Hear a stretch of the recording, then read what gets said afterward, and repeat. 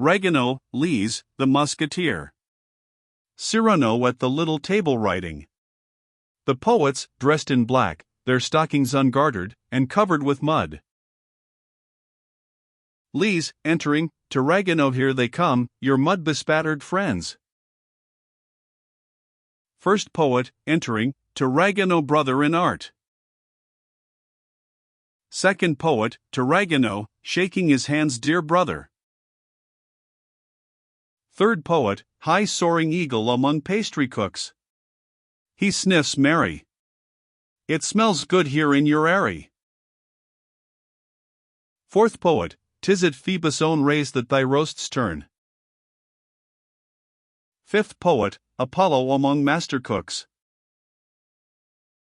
Ragueneau, whom they surround and embrace, ah! How quick a man feels at his ease with them. First poet, we were stayed by the mob, they are crowded all round the Porte de Nesle. Second poet, 8 bleeding brigand carcasses strew the pavements, they're all slit open with sword gashes. Cyrano, raising his head a minute 8, hold, methought 7. He goes on writing. Ragueneau, to Cyrano, know you who might be the hero of the fray? Cyrano, carelessly, not I. Lise, to the Musketeer, and you? Know you? The Musketeer, twirling his mustache, maybe. Cyrano, writing a little way off, he is heard murmuring a word from time to time, I love thee. First poet, 'twas one man, say they all, I swear to it, one man who, single-handed, put the whole band to the rout.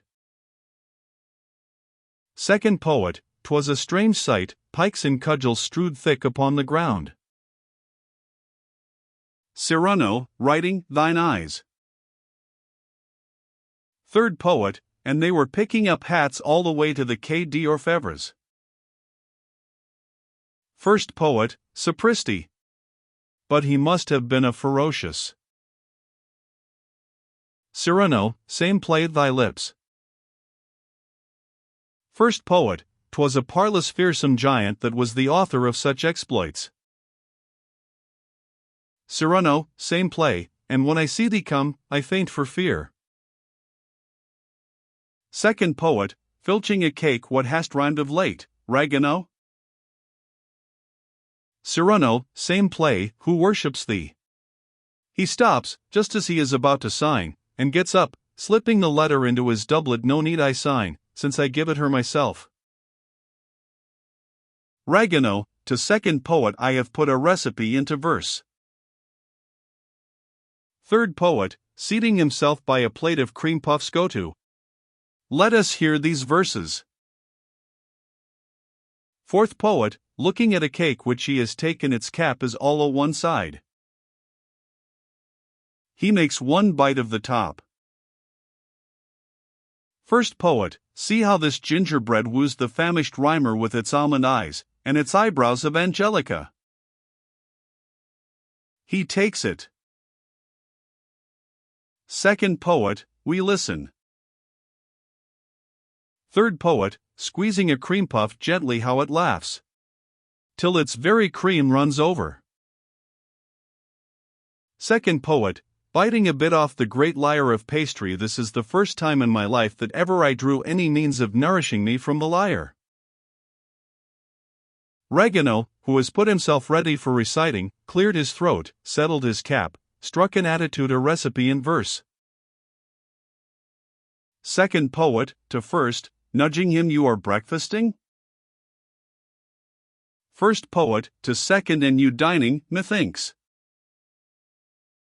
Ragueneau, how almond tartlets are made. Beat your eggs up, light and quick, froth them thick, mingle with them while you beat juice of lemon, essence fine, then combine the burst milk of almond sweet. Circle with a custard paste the slim waist of your tartlet molds, the top with a skillful finger print, nick and dint, round their edge, then, drop by drop, in its little dainty bed your cream shed, in the oven place each mold, reappearing, softly browned, the renowned almond tartlets you behold. The poets, with mouths crammed full exquisite. Delicious. A poet, choking humph. They go up, eating. Cyrano, who has been watching, goes toward Ragueneau, lulled by your voice. Did you see how they were stuffing themselves? Ragueneau, in a low voice, smiling, oh, I see well enough, but I never will seem to look, fearing to distress them. Thus I gain a double pleasure when I recite to them my poems, for I leave those poor fellows who have not breakfasted free to eat, even while I gratify my own dearest foible. See you? Cyrano, clapping him on the shoulder. Friend, I like you right well. Ragueneau goes after his friends. Cyrano follows him with his eyes, then, rather sharply, ho there. Lise, who is talking tenderly to the musketeer, starts, and comes down toward Cyrano. So this fine captain is laying siege to you? Lise, offended, one haughty glance of my I can conquer any man that should dare venture aught gainst my virtue. Cyrano, pooh. Conquering eyes, methinks, are oft conquered eyes. Lise, choking with anger, but Cyrano, incisively, I like Ragueneau well, and so, mark me, Dame Lise, I permit not that he be rendered a laughingstock by any.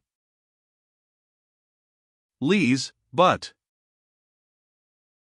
Cyrano, who has raised his voice so as to be heard by the gallant, a word to the wise. He bows to the musketeer, and goes to the doorway to watch, after looking at the clock. Lise, to the musketeer, who has merely bowed in answer to Cyrano's bow. How now? Is this your courage, but why turn you not a jest on his nose? The musketeer, on his nose, his nose. He goes quickly farther away, Lise follows him. Cyrano, from the doorway, signing to Ragueneau to draw the poets away, hissed. Ragueneau, showing them the door on the right. We shall be more private there. Cyrano, impatiently hissed. Ragueneau, drawing them farther to read poetry. 'Tis better here. First poet, despairingly, with his mouth full. What? Leave the cakes? Second poet, never. Let's take them with us. They all follow Ragueneau in procession, after sweeping all the cakes off the trays.